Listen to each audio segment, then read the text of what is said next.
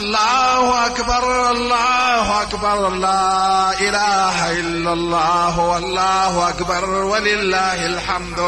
امام مصنف دی ابن ابي شيبه هغه د دې صحابینه په صحیح سره ناقل کړي چې داسې الفاظ وایه کنه پارسه کې الله اکبر الله اکبر لا اله الا الله والله اکبر ولله الحمد. امام ابن تیمیه وی وهو المنقول عن اکثر الصحابه، اکثر صحابه په داسې الفاظ ویل.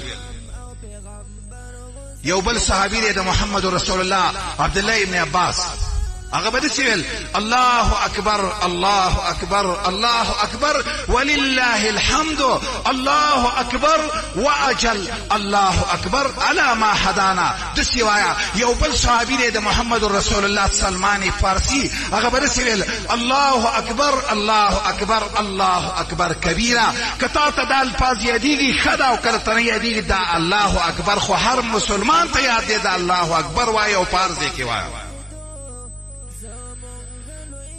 په ځینې حدیث باندې چې عمل وکړي دا خبر یاد ساتل غواړي.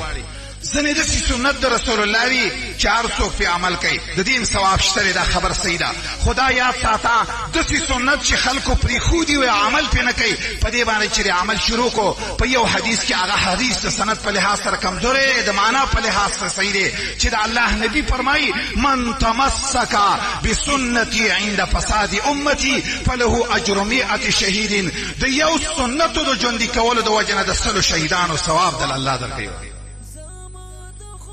یو شهید له په جنت کې 100 درجې دي، او تا چې د نبی یو سنت راجمع کړو ژوندی دی کو په لاره چې د نن نه د ځان سره داسې سوچ وکړه چې ځان سره د ګوته کې د داسې یو څه شی واچوه چې دا خبره ته یادوي چې ګاډي ته خیږي هم په زوره وایه الله اکبر الله اکبر. چې په لارې روانې عمر بن الخطاب په دومره په زوره تکبیر وه چې کله به د مینا ته راووتو داسې تکبیر به یې وه چې د بنا خلکو ټولو به ورسه تکبیر وه. فترتج اهل المنا، د مینا والا دي خلک فترتج المنا، د مینا به سنګونج به پورته کو حتی کې چې بیت الله ته به د آواز راورسېدو خلکو ته پته ولګېده چې عمر راوتی دی. عبدالله ابن عمر د محمد رسول الله به هم داسې طریقه صحابي هم داسې طریقه کوله. نو دویم عبادت چې ما تعالی پکې کول غواړي هغه سره تکبیرونه